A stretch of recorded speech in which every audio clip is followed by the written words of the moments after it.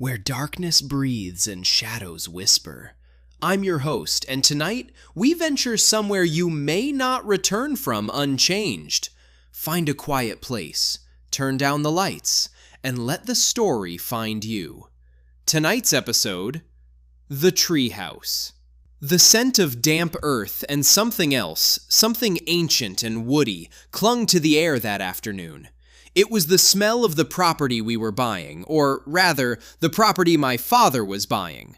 I remember the way the light slanted through the old-growth trees, painting the lawn in dappled shadows, even though it was only early spring.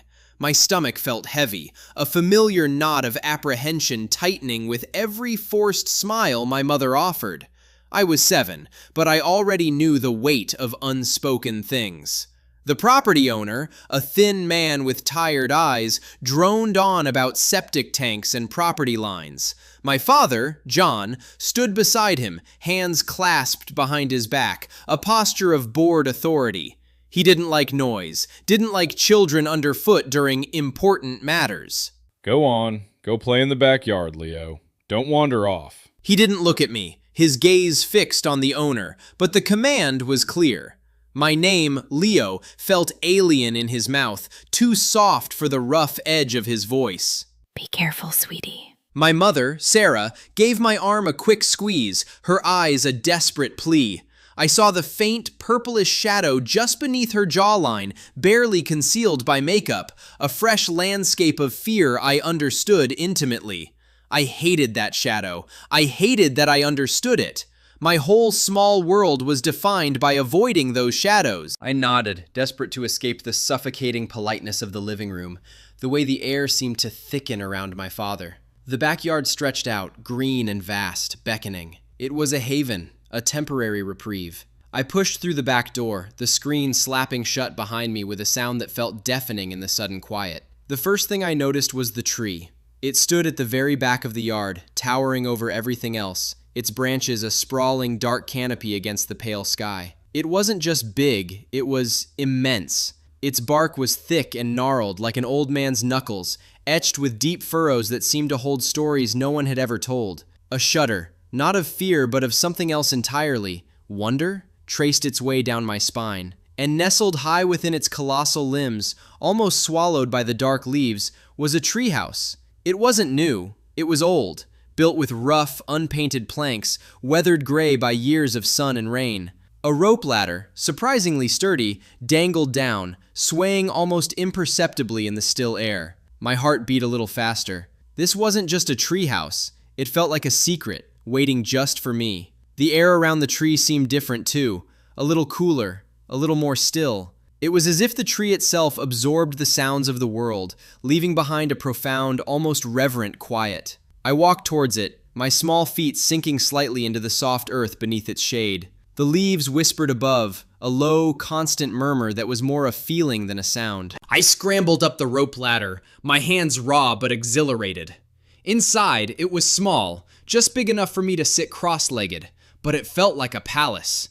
There was a single dusty window cutout, framing a perfect view of the house, now distant and small. The wooden floorboards creaked under my weight. A gentle, welcoming sound. The air inside was dry, smelling of old wood and something vaguely herbal, like dried leaves. I ran my hand over the smooth grain of the wood, a strange sense of belonging washing over me. This place felt safe. Safer than anywhere I'd ever been.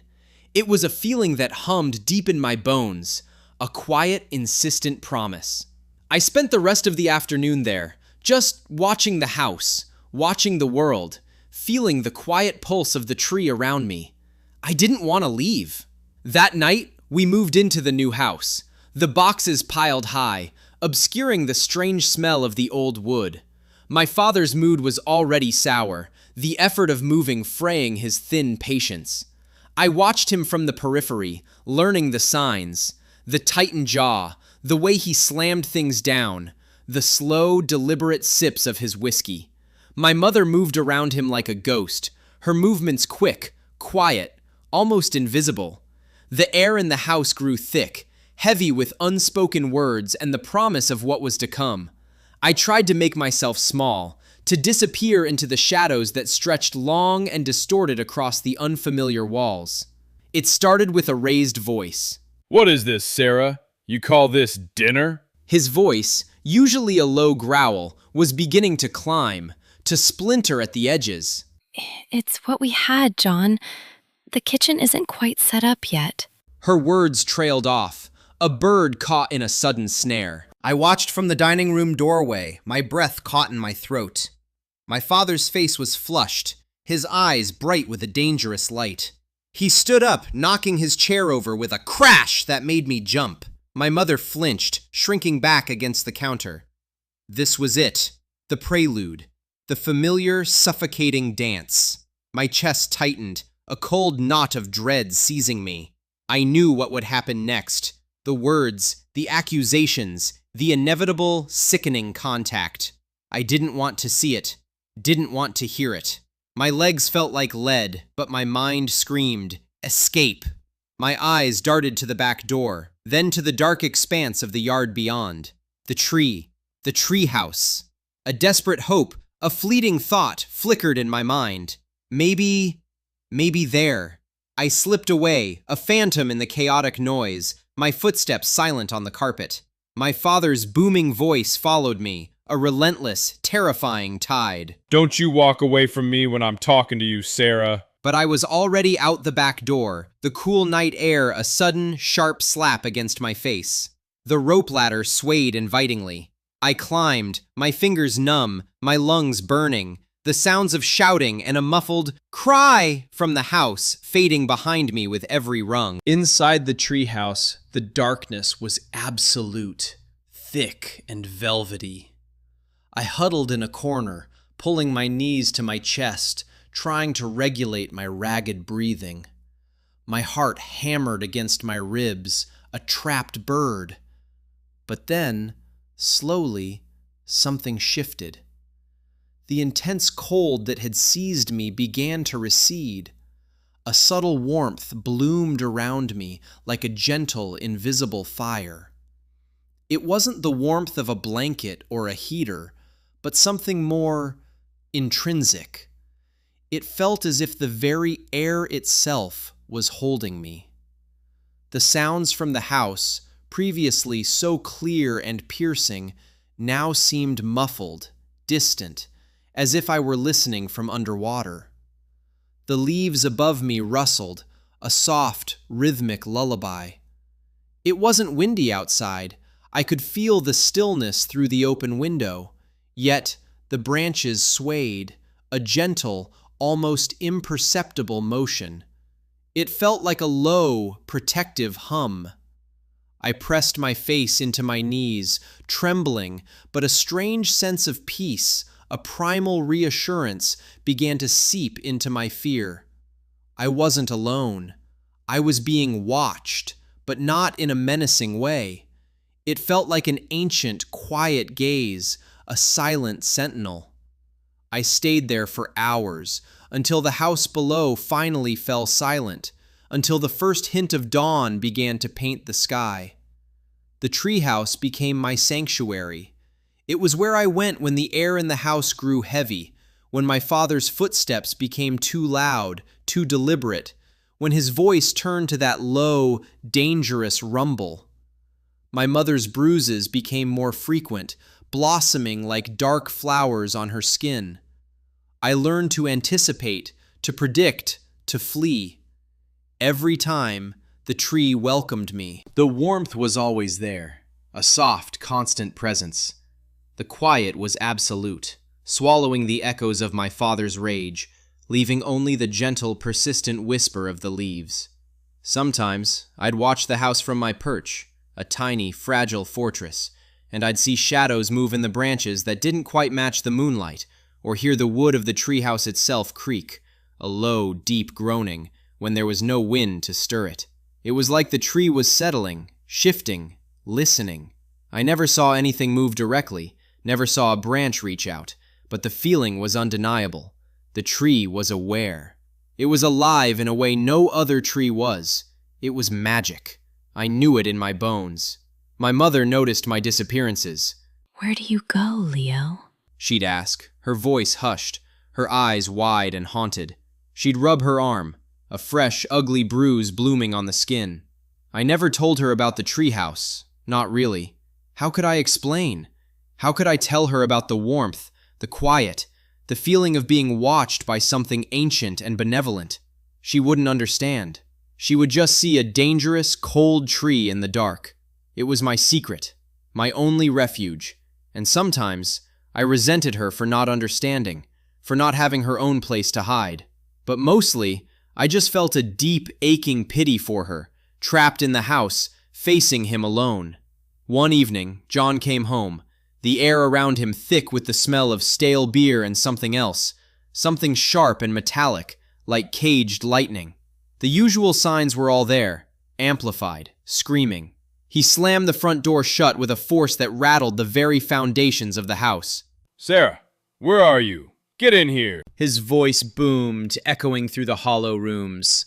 My mother, who had been trying to coax me into eating a spoonful of bland soup, froze. Her face went utterly blank, a mask of terror. I felt my own blood run cold. This was worse, much worse than before. I pushed my chair back, a small scrape on the linoleum. It sounded like a cannon shot in the sudden, terrifying silence. My father's head snapped towards the kitchen doorway where we stood.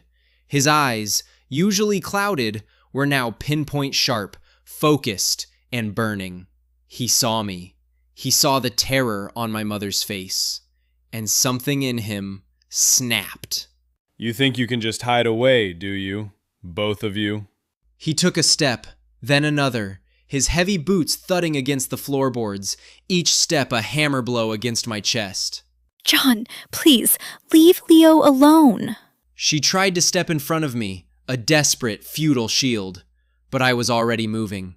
Instinct took over. My legs, usually clumsy, were suddenly light, propelled by sheer, unadulterated terror. I darted past my mother, a blur of motion, heading for the back door. My father's roar chased me. Leo, get back here. You stop right now. His voice was a physical presence, tearing at my heels. I fumbled with the latch, my fingers slick with sweat.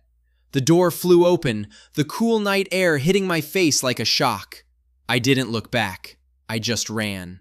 The backyard was a tunnel of shifting shadows. The moon was obscured by clouds, casting the world in a murky, indistinct gray.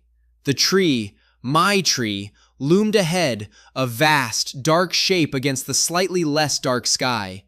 Its branches seemed to reach for me, not in menace, but in invitation, a silent call of refuge. You little brat. You think you can run from me? His footsteps thundered behind me, heavy, relentless. He was closer now. I could hear his ragged breathing, feel the vibration of his strides through the soft earth. Panic seized me, a cold, sickening wave. He was going to catch me. He was going to hurt me. I scrambled up the rope ladder, my hands tearing, my breath coming in ragged gasps. The treehouse was only a few feet above me, a dark mouth promising safety. I could hear his shouts, now right at the base of the tree. Get down here, you hear me? Get down here! I could almost feel his angry hands grabbing my ankle. I pulled myself inside the treehouse, collapsing onto the dusty floorboards, pressing myself into the corner, tears streaming down my face. My body shook uncontrollably. Outside, my father was yelling, his voice a guttural, enraged sound. I could hear him kicking the base of the tree, cursing, his frustration turning into a frenzied attack on the unyielding bark. You think you can hide in there? I'll tear this whole thing down. You hear me? I'll tear it down. The tree seemed to shudder with each impact, but the blows felt strangely muffled, absorbed by the ancient wood. The familiar, protective warmth inside the treehouse intensified, almost a physical pressure pressing against my skin. The air grew thick with it, like a warm, unseen blanket. And then, a low, deep groan, not from my father, but from the tree itself. It wasn't the creaking of old wood, it was something profound, resonant, a sound that seemed to come from the very earth beneath me. My father's rage escalated. I could hear him trying to climb the ladder, his heavy weight making the ropes strain and groan. Come on out, you little coward. You can't hide from me. His voice was a snarl, laced with the metallic taste of pure venom. I squeezed my eyes shut, my entire being willing myself to disappear, to become invisible. The treehouse vibrated around me, not from his efforts, but from something else, something within the tree. A profound, unsettling stillness descended, even as my father raged below. The leaves, usually a gentle murmur, were silent. The air was charged, crackling with an unseen energy. My father was still yelling, still trying to get a foothold. Then, a sharp, cracking sound, like thunderclap right beside my ear. It wasn't loud, not at first. It was a tearing, splintering sound, impossibly close. My eyes flew open. Through the dusty window, I saw my father, his face contorted in a mask of furious effort, his hand reaching for the first rung of the ladder. He looked up, his eyes widening, not with rage anymore, but with a dawning, incomprehensible terror. A massive shadow, larger than anything in the night, detached itself from the canopy above him. It wasn't a leaf, not a twig. It was a limb, thick as a man's torso, ancient and scarred, suddenly, impossibly, falling. There was no gust of wind, no storm. The air was still. It simply fell. My father didn't even have time to scream. The impact was sickeningly dull, a heavy thud that reverberated through the very ground. Then, nothing. Just the profound, absolute silence of the night, broken only by my own ragged breathing, which now sounded impossibly loud. I stayed in the treehouse, huddled in the corner, for a very long time. The warmth was still there, a comforting embrace, but now it felt different, tinged with a solemn, ancient satisfaction. The air inside the treehouse seemed to shimmer, almost invisibly, with a quiet energy. I didn't dare to look out the window for what felt like hours. When I finally did, the first sliver of dawn was painting the horizon in pale, bruised colors.